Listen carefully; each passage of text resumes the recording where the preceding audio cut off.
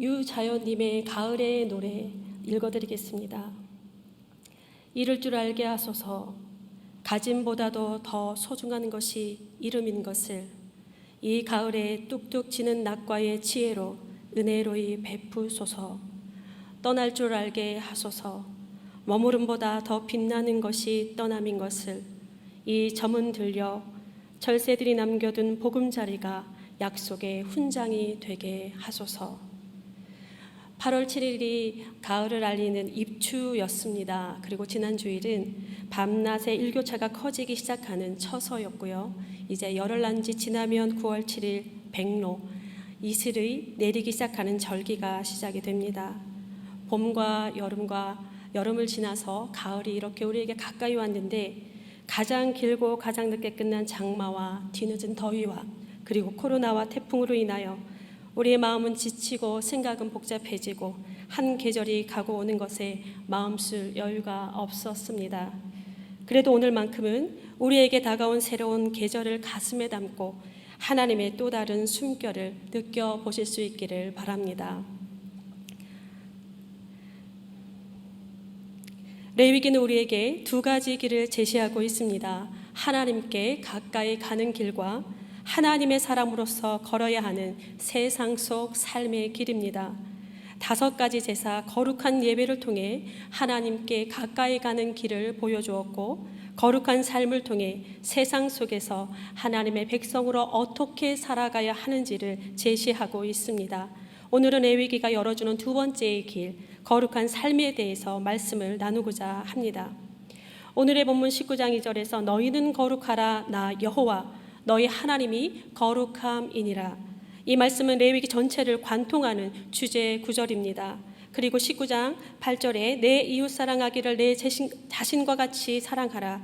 예수님이 이 말씀을 인용하시면서 율법과 선지자들의 선포가 모두 하나님 사랑과 이웃 사랑으로 귀결됨을 말씀하셨는데 레위기는 성경 전체를 담고 있다고 해도 과언이 아닐 것입니다.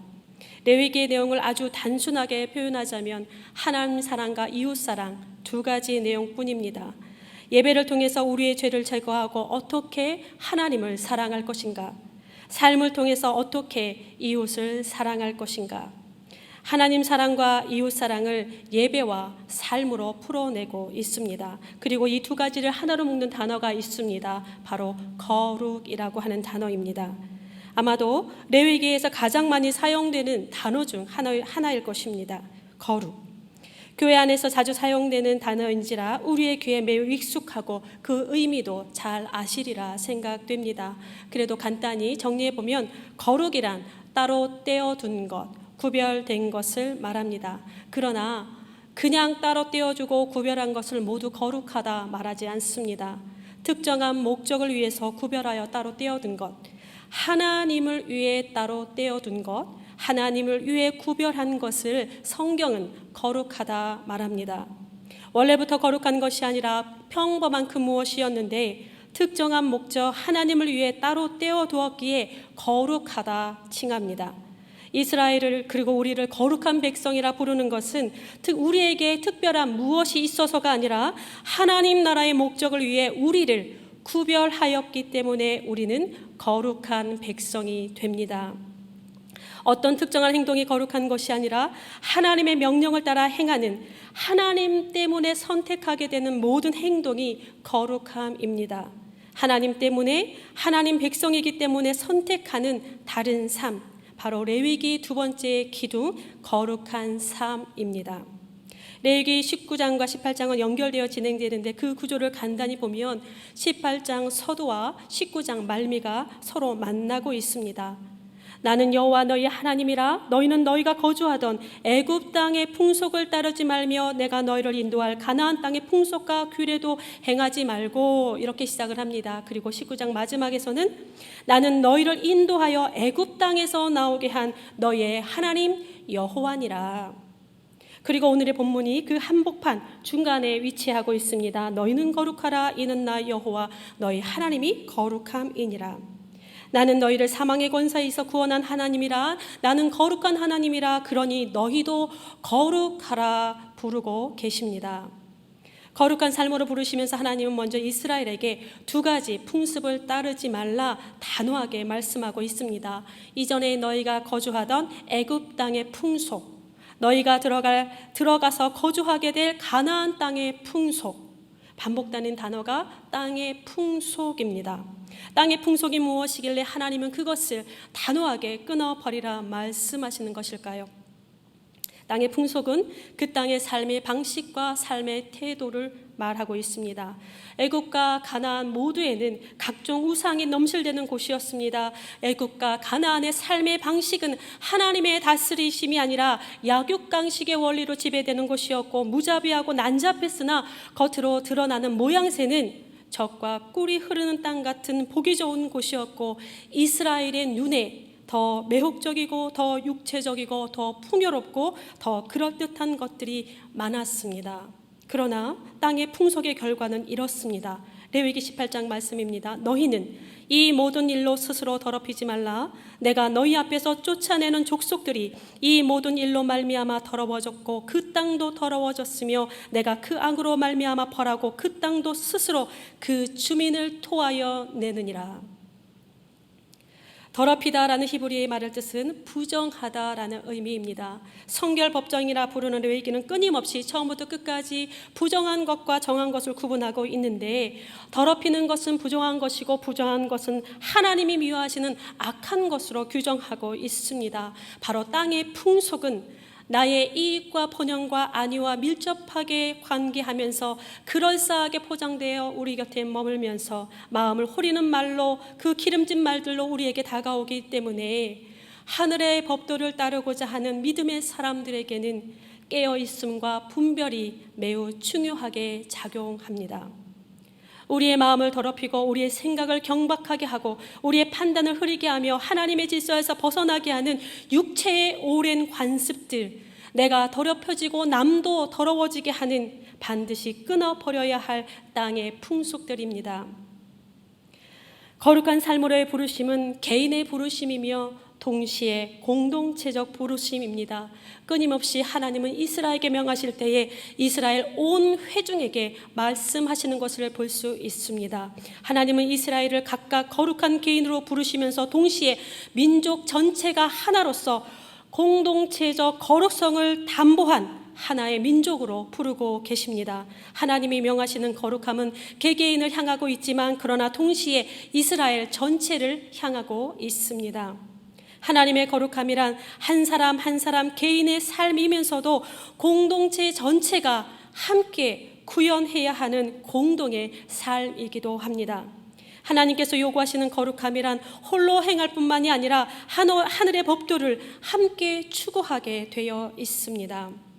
그래서 그리스도인, 교회라는 말에는 개인의 신앙과 공적인 신앙, 개별성과 공동체적 성격이 동시에 부여된 그러한 이름입니다. 거룩한 삶, 어디에서 시작되고 어디에서 완성이 되겠습니까? 하나님의 회막 앞에서 혹은 성소에서 혹은 예배당에서 혹은 신비스러운 어떤 곳에서가 아닙니다. 거룩한 삶이란 추상적이지 않습니다. 하늘에서 이루어지는 천상적인 그런 것이 아닙니다. 성경의 거룩함이란 책임 있는 구체적인 삶을 가리키고 있습니다. 레위기의 거룩함이란 개개인의 소소한 일상에서 시작하여 공적인 책임까지 감당하는 그러한 삶을 말하고 있습니다.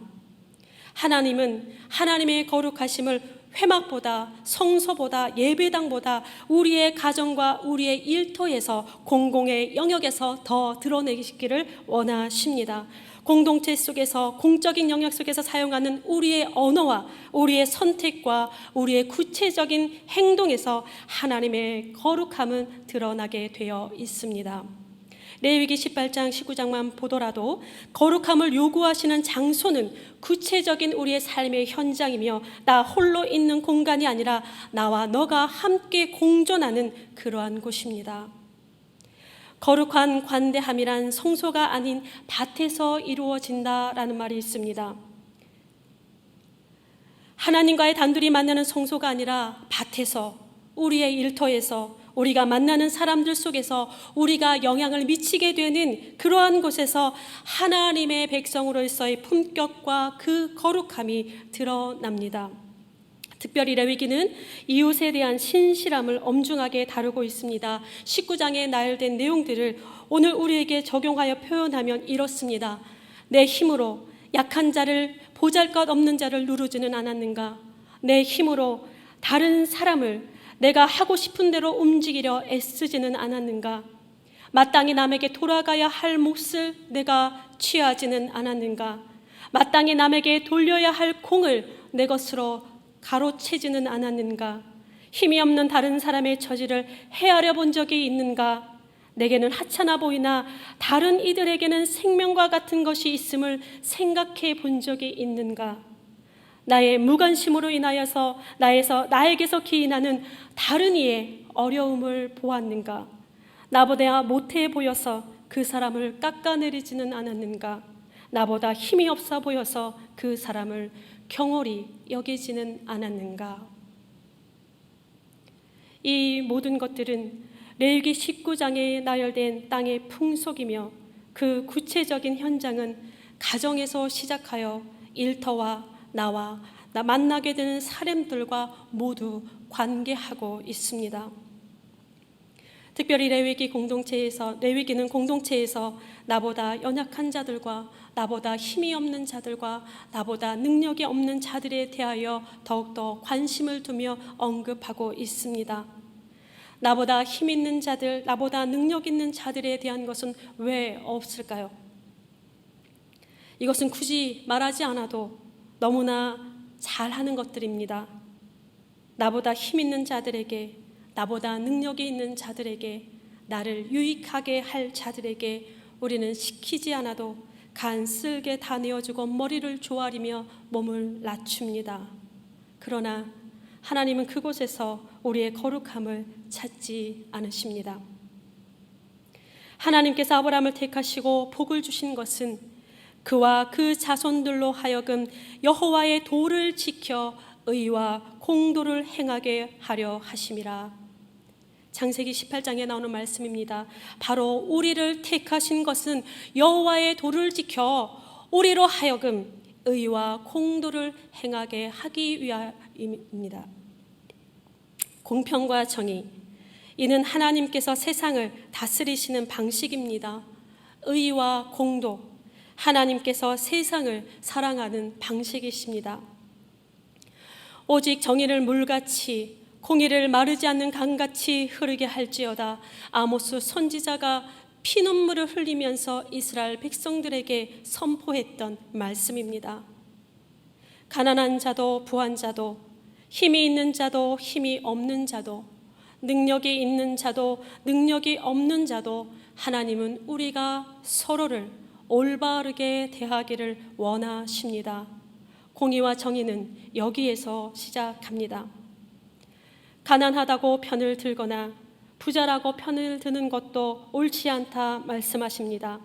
서로가 서로를 올바르게 대할 수 있도록 도와주고 그 분위기를 조성하는 것, 누구나 참 자유와 평화를 경험할 수 있도록 공의로운 구조를 만들어내는 것, 바로 거룩함입니다. 레위기 19장은 공평한 저울, 공평한 추, 공평한 에바, 공평한 흰을 사용하라고 하는 말로 끝이 나고 있습니다. 저울과 추와 에바와 흰, 모두 공공의 장소, 특별히 시장에서 사용되는 것들입니다. 시장의 상거래와 같은 지극히 세속적이며 구체적이며 일상적인 영역을 나의 이익과 관계할 수밖에 없는 저울과 추와 에바와 흰을 여호와 앞에서 살아가는 거룩한 삶의 항목으로 다루고 있다라고 하는 것은 우리가 유념해 볼 필요가 있습니다. 바로 우리의 진심과 본성이 나의 이익과 나의 이해관계와 맞물릴 때 가장 많이 흔들리고 균열되기 때문입니다. 약속의 땅으로 돌아가기 직전 하나님은 신명기 말씀을 통해 이스라엘에게 말씀하셨습니다. 너는 내 주머니에 두 종류의 저울추, 곧 큰 것과 작은 것을 넣지 말며 공정한 저울추를 두며 온전하고 공정한 되를 둘 것이라. 그리하면 내 하나님 여호와께서 내게 주시는 땅에서 내 날이 길리라. 이런 일을 행하는 모든 자, 악을 행하는 모든 자는 내 하나님 여호와께 가증하니라. 우리를 통해 드러나야 할 하나님의 거룩함이라고 하는 것은 여호와께 대한 우리의 신앙 고백이나 우리의 구구절절한 기도나 성경 읽기나 아름다운 입술의 모든 말이나 환한 미소나 눈빛으로만 구현되지 않습니다. 도리어 이러한 것들은 지극히 작은 것에 속해집니다. 내가 가진 힘과 권리로 세상 속에서 나와 관계한 이들에게 무엇을 추구하느냐? 매일 아침마다 거리로 나아가 내가 만나게 되는 사람들에게 내가 어떠한 삶의 태도를 가지고 대하느냐? 나의 이익과 관련된 구체적인 시장에서 내가 어떤 저울추를 사용하느냐에 달려 있습니다. 그리스도인들에게 이 땅을 살아가는 저울추는 공정한 저울추 한 개뿐이어야 합니다. 나를 재는 것과 다른 사람을 재는 것이 동일한 저울추에서 나와야 합니다. 이 저울추의 한 면은 하나님의 공의요, 또 다른 한 면은 하나님의 사랑입니다. 거룩은 여기에서 시작되고 이곳에서 완성되어지는데 바로 예수 그리스도의 십자가가 그러하였습니다. 레위기 18장 19장에서 가장 많이 나오는 말이 무엇인 줄 아십니까? 나는 여호와니라. 히브리 말로 아니 예호바, 아니 아도나이 이렇게 말합니다. 18장에서는 6번이나 나오고 19장에서는 16번이나 나옵니다. 그리고 18장 맨 마지막과 19장 맨 마지막은 바로 이 말씀으로 끝나고 있습니다. 특별히 19장에서는 마치 후렴구처럼 두 절마다 한 번씩 나오고 있습니다. 하나님의 백성이 거룩한 삶으로 살아갈 수밖에 없는 그러한 이유, 애굽에서 구원하신 하나님이, 힘이 없던 우리를 이끌어내신 하나님이, 약할 때 우리를 도와주신 하나님이, 죄와 사망의 권세에서 구원한 하나님이 바로 우리의 하나님 여호와이시기 때문입니다. 우리가 거룩한 삶을 살아내야 하는 것은 우리가 성숙해서가 아닙니다. 우리에게 힘이 있어서가 아닙니다. 우리에게 어떤 능력이 있어서가 아닙니다. 우리에게 그 어떤 선한 것이 보여서가 아닙니다. 여호와가 우리 하나님이시기 때문입니다. 여호와가 우리 하나님이시기에 땅의 풍속들을 우리는 끊어내야 합니다. 여호와가 우리 하나님이시기에 하늘의 법도를 따라 살아가야만 합니다. 여호와가 우리 하나님이시기에 우리의 소소한 일상이 거룩함으로 이루어져야 합니다. 여호와가 우리 하나님이시기에 나보다 약한 사람들을 돕고 지킬 수 있어야 합니다. 여호와가 우리 하나님이시기에 불의에 저항하고 공의를 선택해야 합니다. 여호와가 우리 하나님이시기에 우리의 이익과 이의 관계를 따라 저울추를 사용해서는 안 됩니다. 여호와가 우리 하나님이시기에 우리는 항상 옳음을 선택할 수 있어야 하고, 여호와가 우리 하나님이시기에 우리가 해를 입더라도 선한 것을 지켜내야 합니다. 이것이 하나님의 다스림을 받는 언약의 삶이요, 하나님을 경외하는 것이며 바로 거룩한 삶입니다. 시편 85편 10절의 말씀입니다. 인애와 진리가 같이 만나고 의와 화평이 서로 입맞추었으며 진리는 땅에서 솟아나고 의는 하늘에서 굽어 보는도다. 거룩한 삶의 길은 하나님의 공의와 정의가 마르지 않는 강이 되어 흐르도록 함께 우리가 물줄기가 되어주는 일입니다. 거룩한 삶의 길은 세상의 고통과 아픔을, 그 눈물과 절망을 너와 나의 책임으로 함께 지고 가는 그러한 일입니다. 거룩한 삶의 길은 나의 계획을 성취하고 나의 유익을 확보하는 길이 아니라 하나님의 뜻이 하늘에서 이루어진 것처럼 이 땅에 우리의 삶 가운데서 이루어지기를 바라는, 너와 내가 가야 하는, 함께 동행해야 하는 그러한 길입니다. 우리는 지금 한층 강화된 방역과 사회적 거리를 유지해야 하는 힘겨운 일상을 모두가 보내고 있습니다. 그러할지라도 내가 만나게 되는 사람들 속에서 이 거룩함은 더 깊어져야겠습니다. 모두가 마스크를 착용하면서 얼굴빛도 제대로 볼 수 없는 답답한 생활의 연속일지라도 우리의 눈이 다른 이의 눈을 더 가까이 들여다보면서 그 눈에 담긴 환희와 슬픔을, 그 눈 속에 있는 고통과 소원을, 그 영혼 속에 있는 절망과 기도를 나의 것으로 함께 짊어질 수 있었으면 좋겠습니다. 우리에게서 풍겨나는 그리스도의 향기가 마스크를 뚫고 가려진 영혼의 코끝에 닿아서 버거운 삶을 살아가는 이들에게 힘을 주는 거룩한 생기가 되기를 소망합니다. 코로나와 긴 장마로 인하여, 그리고 태풍으로 인하여 우리의 일상과 마음이 더 팍팍해지고 어려운 이웃들이 더 많아졌습니다. 어디에 계시든지 하나님의 이야기를 하지 않아도 하나님이 드러나는 거룩한 사람들이 갈보리 교회 교인들이 되었으면 좋겠습니다. 그리고 어려웠던 이웃들 옆에 계신 분들이 바로 갈보리 교회 교인들이었으면 좋겠습니다.